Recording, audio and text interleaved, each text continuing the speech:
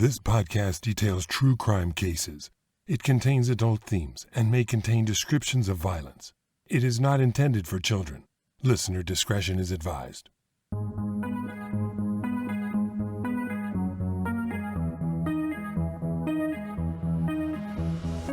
Thank you for joining me for today's episode of Once Upon a Crime. You know, it's hard to believe, but the holidays are upon us. Here in the U.S., we'll be celebrating Thanksgiving in just 1 week. And then, of course, the rest of the festivities come fast and furious. Hanukkah, Christmas, New Year's Eve, and New Year's Day, they'll all be here before we know it. Most of us anticipate time with family and friends celebrating the joys of the season. But unfortunately, crime never takes a holiday. The stories you'll hear this month on Once Upon a Crime all turned out to be holidays from hell for the people who lived them. First up, a young mother goes missing after a Thanksgiving Day shopping trip.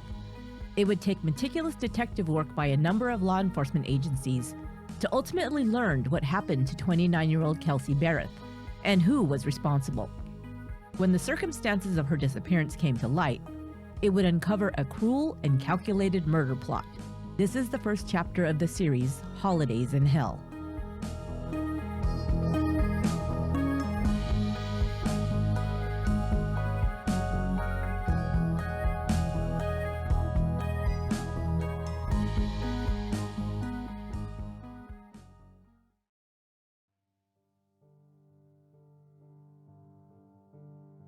Love, attraction, sex, every new relationship begins with some sort of expectation. Perhaps the initial connection between two strangers is just a way to temporarily fend off loneliness. Maybe it provides a much-needed boost to one's self-esteem. Or maybe it holds the promise of finding your one true love, someone you can love and who will love you back, someone to share your life with, someone to grow old with. I don't know what Kelsey Berreth was looking for specifically when she joined a dating website in 2016. But what the pretty 26-year-old flight instructor found was a 31-year-old handsome rancher from Colorado. There was a quick mutual attraction between them, and before much time had passed, they would have a child together and become engaged. But too late, Kelsey would discover that she really didn't know the man she thought she loved at all. For that, we cannot fault her, because the truth is, no one knew the real Patrick Frazee. No one could have suspected the dark thoughts he harbored deep within himself. No one could have known that he was living a double life, that the facade he presented to the outside world, a loving fiance, a devoted dad, was just that, a fake front that hid his true, monstrous nature. Which begs the question, do we ever really know anyone?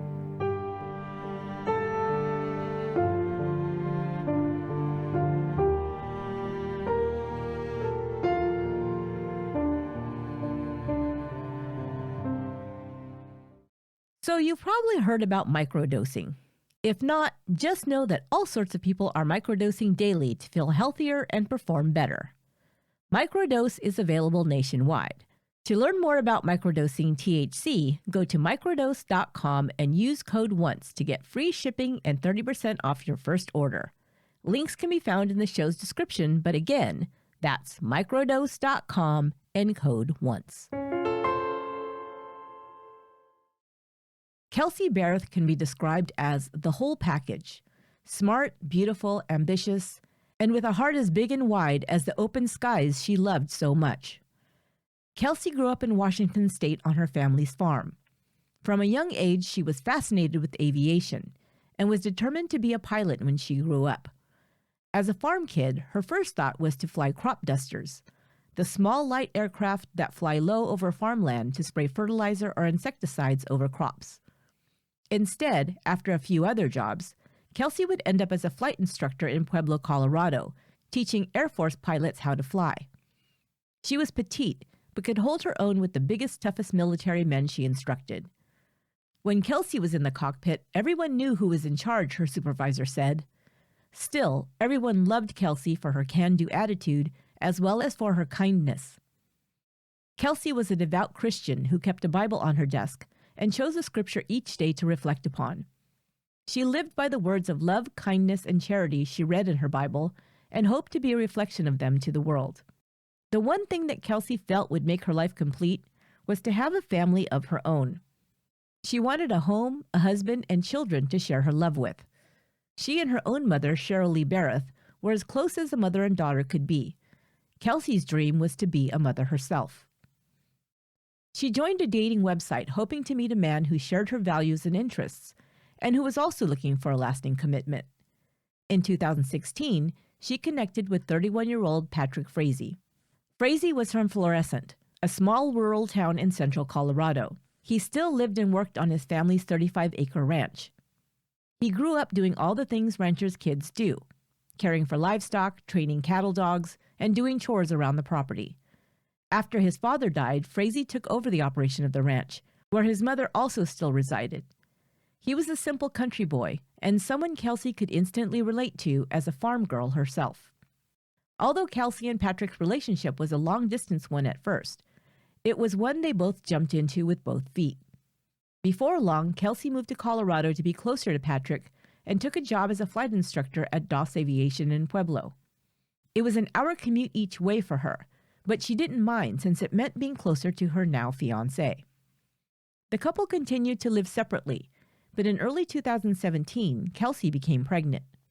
In October of that year, she gave birth to a baby girl they named Kaylee Jo. The committed relationship Kelsey had hoped for never really materialized. Frazee continued to live apart from her and the baby, but they shared parenting responsibilities, and he was delighted with his baby daughter. To the outside world, Kelsey and Patrick seemed happy together, loving and kind with one another. But Kelsey did confide to a couple of her close friends that while she was happy being a new mother, she was also dealing with a high level of stress in her life in general. It was difficult to balance her role as the mother of a newborn, her job and long commute time, and her relationship. She'd become aware that her fiancé had been communicating with an ex-girlfriend who lived in another state. Kelsey knew this woman was still interested in Patrick, but she told her friends that she wasn't that concerned about it since the woman lived so far away. What Kelsey didn't know, and could never have fathomed, was that just months after their child was born, her fiancé had begun seeing his ex-girlfriend, and she had made several trips to Colorado to see him. And just months after that, Frazee would begin attempting to persuade this woman to help him get rid of Kelsey.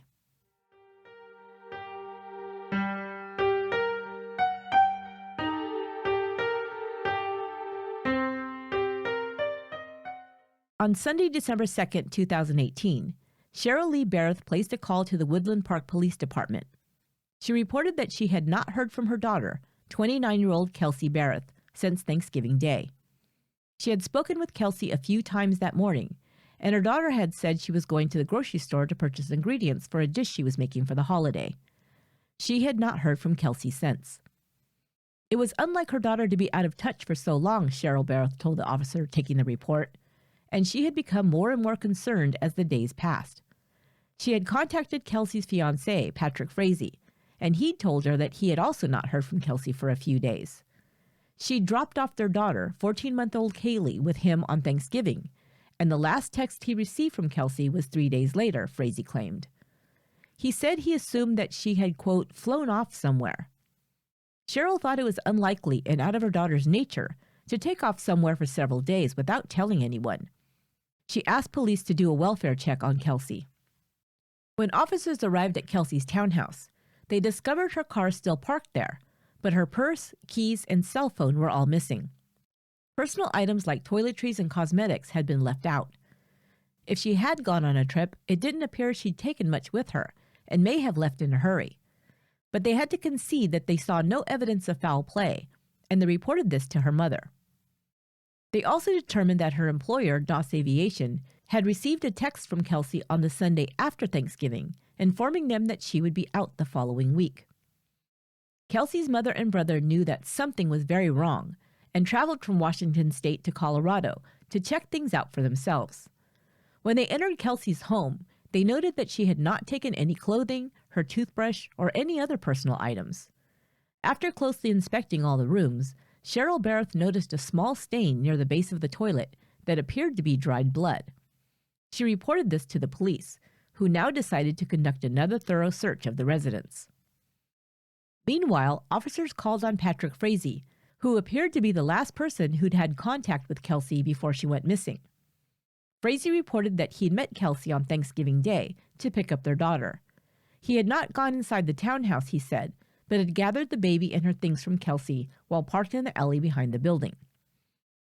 Frazee also explained to investigators that Kelsey had broken off their relationship the day before Thanksgiving. He said Kelsey told him that, quote, they should go their separate ways, things were no longer working between them, they were not meshing anymore, and that they would split custody of Kaylee 50-50. Frazee said this was the reason he'd brought along several items belonging to Kelsey when he picked up the baby. He told officers that he'd returned to her a purse, keys to her townhouse, and her gun. He said that he had previously removed the gun from Kelsey's home because she'd been depressed and he was worried for her safety. Investigators did not find the items Frazee supposedly returned. The gun would never be found. Taking into consideration the witness statements they had gathered so far, investigators set about to verify Kelsey's last known movements. They reviewed security camera footage from the places they believed she might have visited that Thanksgiving Day. Kelsey was caught on camera at a Safeway grocery store in Woodland Park with baby Kaylee. They were recorded leaving the store just before 12:30 p.m. At just before 1 p.m., Kelsey is again seen, this time inside a Walmart department store, holding a baby carrier covered with a blanket. The baby cannot be seen in the video, but investigators were certain that Kelsey still had her daughter with her at that time. On Monday, December 3rd, the Woodland Park Police Department sent out word to the public regarding Kelsey's disappearance. The search of Kelsey's townhouse yielded more information for investigators. The stain in the bathroom first noticed by her family was sent to the lab for analysis, which confirmed that the substance was blood. Other areas of the bathroom were swabbed and came back positive for the presence of blood as well. A more detailed search warrant for Kelsey's residence was now requested. The next day, investigators seized Patrick Frazee's cell phone. The call and text history between his cell phone and Kelsey's would paint a very interesting picture of what he was actually doing on Thanksgiving Day.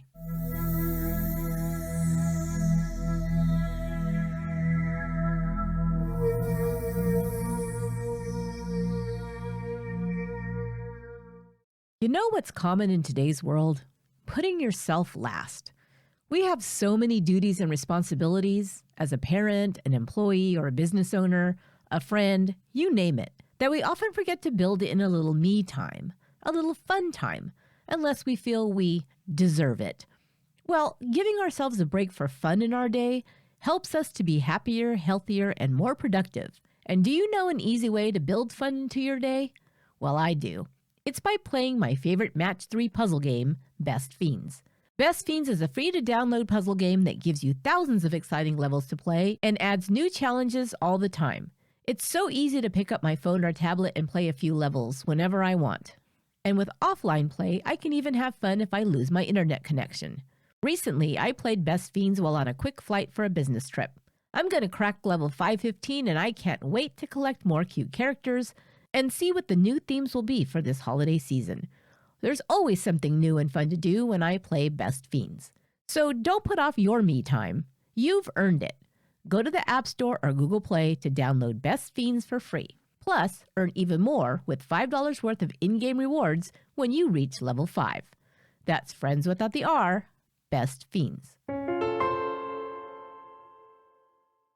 Cell phone records for both Kelsey Berreth and Patrick Frazee were analyzed by Special Agent Kevin Hoyland with the Federal Bureau of Investigations. This evidence would clearly show that Frazee was not being honest about his movements the day Kelsey went missing.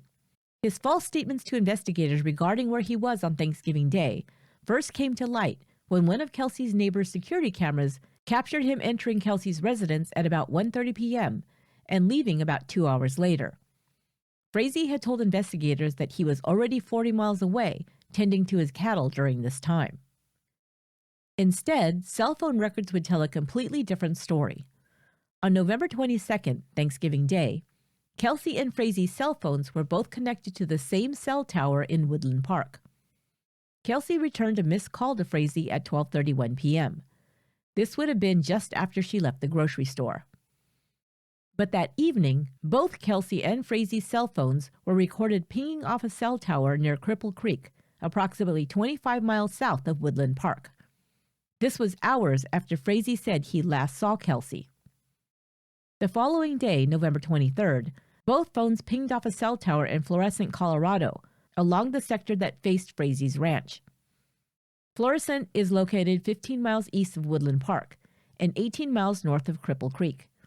The two phones were once again recorded as being in the area of Cripple Creek later on the 23rd. Finally, on Saturday, November 24th, both phones were recorded in the area of Cripple Creek. After that, Kelsey's phone moved away separately and was recorded in the area of Salt Lake City, Utah, before finally ending up in the state of Idaho. The last activity recorded for Kelsey's cell phone was on Sunday, November 25th, in Goodling, Idaho, about 800 miles away, or 12 hours by car from Woodland Park. The cell phone records also provided investigators with another phone number that Frazee had been in frequent contact with over the days before, during, and after Kelsey's disappearance. It was an Idaho phone number belonging to one Crystal Jean Kenny Lee.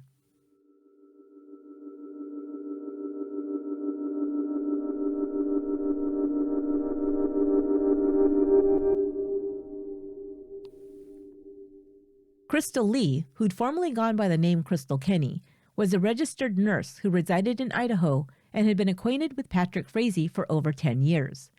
They had dated while in college, but then gone their separate ways. Crystal had married Chad Lee, and the couple had 2 children together during an 8-year marriage. Their marriage had ended in a divorce in the summer of 2018. Prior to her marriage breaking up, Crystal had reconnected with Frazee, and they began having an affair which lasted sometime between 2016 and 2017, according to Chad Lee. Incidentally, this would have been around the same time that Frazee began dating Kelsey, and during the same time she'd become pregnant with their daughter. By March of 2018, Crystal had made several trips to Colorado to see Frazee, unknown to Kelsey. The FBI contacted Crystal Lee by phone on December 14th to ask about her connection to Patrick Frazee. She did not reveal that they were romantically involved, and at first said she had not had contact with him for at least a month. She also denied knowing who Kelsey Berreth was, which was odd because she said she did know that Frazee had an infant daughter. It was unlikely that she didn't know the name of the child's mother. From this point forward, I'll refer to Crystal Lee as Lee, so as not to cause confusion between the names Kelsey and Crystal. After being pressed by the investigator, Lee said she had been at Frazee's ranch on Saturday, November 24th to look at a horse. But cell phone records showed several calls between Frazee and Lee on the 24th, which would have been unnecessary if she had been at his ranch between 9 a.m. and 5 p.m. as she had stated. At this point in the interview, Lee told investigators that she wanted to speak with an attorney before answering any more questions. 3 days later, she called to say that she was willing to cooperate with their investigation, and a formal interview was set up for December 20th. The story she would tell would provide horrific details regarding the fate of the missing young mother.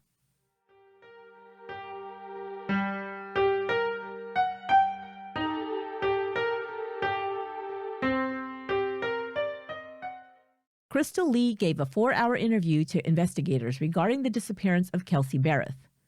Before she did so, her attorney asked for a deal. In exchange for testifying against Patrick Frazee, Kelsey's fiance, Lee asked for a reduced charge of evidence tampering. She told investigators that Patrick Frazee had been planning to, quote, get rid of Kelsey for months. He'd first approached Lee asking for her help in September 2018. Frazee claimed that Kelsey was an abusive mother who was physically abusing their daughter. Investigators found no evidence to corroborate this allegation. Frazee came up with the plan to kill his child's mother. Lee was a registered nurse, and Frazee wanted her to obtain the prescription drugs Valium and Ambien from her workplace. He instructed her to lace a cup of coffee with a lethal dose of these drugs and then give it to Kelsey. He provided Lee with a story to get Kelsey to accept the coffee drink from a complete stranger. A long shot at best, but we're not talking about criminal masterminds here. Lee actually agreed to do it, but said she chickened out about lacing the coffee with the drugs. Lee bought a drink at Starbucks and knocked on Kelsey's door. She handed Kelsey the coffee and said she was new in the neighborhood and wanted to thank her for helping out with an incident that involved a dog. Kelsey said she didn't know what she meant and didn't know anything about it. She politely thanked the woman, took the coffee, and closed the door. There were no drugs in the coffee. When Frazee found out that Lee had not been successful in drugging Kelsey, he became angry. Not long after this failed murder plot, Frazee came up with a second plan. He provided Lee with a metal pipe and told her to wait outside of Kelsey's townhouse. When she emerged, Lee was instructed to hit her in the back of the head with the pipe. Once again, Lee agreed, never intending to go through with the plot. She took the pipe, but instead of driving to Kelsey's home, she returned to Idaho. But Frazee continued to badger her to carry out the murder plot, and a week later she caved. She drove back to Colorado and waited outside of Kelsey's townhouse with the pipe. But once again, she backed out at the last minute. Then, on Thanksgiving Day, Lee said she received a text from Frazee at about 4:30 p.m. It read, "You need to get out here now. You've got a mess to clean up." Lee said she knew this meant that Frazee had, quote, taken care of Kelsey himself. Cell phone records indicated that Lee and Frazee had been in communication on Thanksgiving Day. Lee told him that she couldn't leave for Colorado immediately, but would get there as soon as possible. She drove the 800 miles to Colorado on Saturday, November 24th. She'd brought along cleaning supplies, including bleach, plastic garbage bags, gloves, and shoe covers.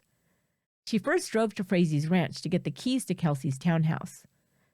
Then Lee drove to Woodland Park alone to clean up the mess as Frazee directed her to. She described the scene that greeted her when she arrived. There was a large pool of blood on the living room floor. The walls were sprayed with blood spatter as far as 8 or 10 feet up. Baby toys, stuffed animals, blankets, and other items in the living room were also blood-stained. The appliances, curtains, furniture, and nearly every item within view were all coated in blood spray. Kelsey's body was not in the house. Lee donned white coveralls, gloves, a hairnet, and paper booties over her shoes and began gathering everything that was blood-stained. The things she could not wash she put inside large garbage bags to be burned. She filled 6 garbage bags. Lee washed down the floors, walls, and every surface in the house. It took her nearly 4 hours to clean it all up, she told investigators. She then loaded the bags of items into her car and drove to Frazee's ranch. Once she arrived, he told her in detail what had happened to Kelsey. Frazee said that after he arrived at Kelsey's residence on November 22nd, he tricked her into playing a game in which she was blindfolded. He told Kelsey he was going to have her smell some scented candles to have her guess the scent of each one. Once she was blindfolded, he began hitting her with the baseball bat. Frazee continued striking her until she was dead. He said Kelsey's final words were, "Please stop." At the time he was beating his child's mother to death in the living room, Frazee's baby daughter was in the next room in her playpen.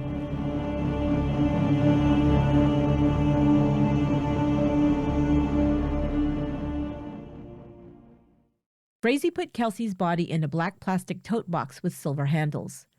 He loaded the box in his vehicle and drove it out to Nash Ranch that same night. He'd stored it in a barn on top of a hay bale.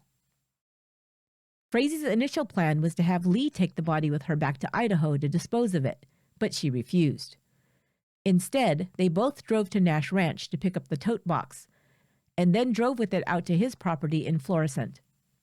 Once there, Frazee put the tote in a 100-gallon trough along with other items from Kelsey's home. He poured gasoline and other accelerants over the tote that contained Kelsey's body and the plastic bags. He lit it all on fire, adding wood to the fire until it all burned to the ground. He had her take Kelsey's phone with her to Idaho and told her to get rid of it. Before doing so, he instructed her to send a series of text messages from the phone posing as Kelsey. She did so, texting Kelsey's employer, her mother, and Frazee, in an attempt to make people believe that Kelsey had disappeared voluntarily, even sending Kelsey's mother a message assuring her that she would, quote, call her tomorrow. Frazee also gave Lee Kelsey's gun and told her to dispose of it. His idea was that people might believe Kelsey had been despondent over the breakup and had gone somewhere to kill herself.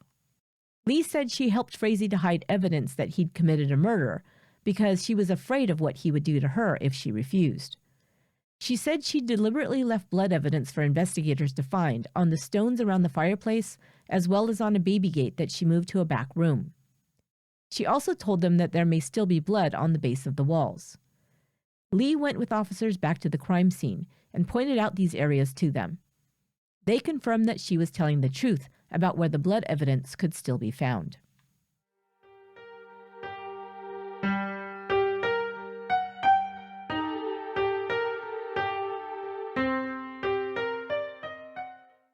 The day after Crystal Lee's interview, Patrick Frazee was arrested at his ranch and charged with murder and solicitation to commit murder. Kelsey's body had still not been found. Warrants were drawn up to search Frazee's 35-acre ranch in Florissant. Kelsey's 1-year-old daughter was placed in protective custody temporarily before she was reunited with her mother's family. On December 27th, Frazee appeared in court for an emergency custody hearing for Kaylee. Kelsey's parents were granted temporary custody. Frazee was formally charged with murder and entered a plea of not guilty on December 31st. His trial began just 1 month shy of the 1-year anniversary of Kelsey Berreth's murder. The prosecution laid out its evidence against him. Even without a body, it was a very compelling case for guilt. Photos from security cameras showed Frazee driving his red truck with the black tote in the back, containing Kelsey's body as Lee had described. He was also caught on camera filling up a gas can with gas at a service station. This gas, prosecutors told the jury, was the accelerant used to burn Kelsey Berreth's body. Kelsey's body was never found, and prosecutors theorized that Frazee had either taken her remains to a dump or disposed of them in a river. Blood evidence found at the crime scene was analyzed and found to be tied genetically to Kelsey Berreth. Crystal Lee was the prosecution's star witness. She provided the jury with all the gruesome details given to her by Frazee, including the fact that he had instructed her to look for a tooth, saying that one had either broken off or fell while he was beating Kelsey to death with the bat. Lee testified that Frazee had commented to her, quote, "You don't know how hard it is to have Thanksgiving dinner after killing her," end quote. A surprise witness came forward at trial. An inmate who was incarcerated with Frazee testified that Frazee had given him a hit list of people stating, quote, "They need to disappear." The list included Crystal Lee and Cheryl Berreth. About Lee, Frazee stated, quote, "I'd really like to see Crystal with a bullet in her head," end quote. After 3.5 hours of deliberation, a jury unanimously found Frazee guilty of murder.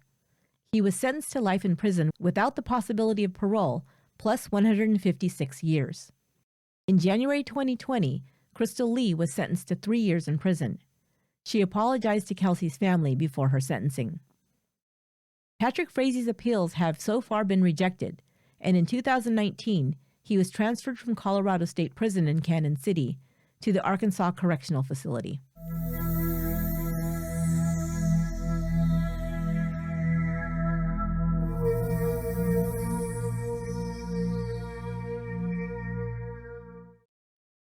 You've probably heard about microdosing. If not, just know that all sorts of people are microdosing daily to feel healthier and perform better. Our new sponsor, Microdose Gummies, delivers the perfect entry-level doses of THC that will help you feel just the right amount of good. Whether you're looking for more focus, better relaxation, a simple natural way to relieve stress, tension, or anxiety, then I highly recommend Microdose Gummies. They're even great for post-workout and recovery. Plus, they taste great.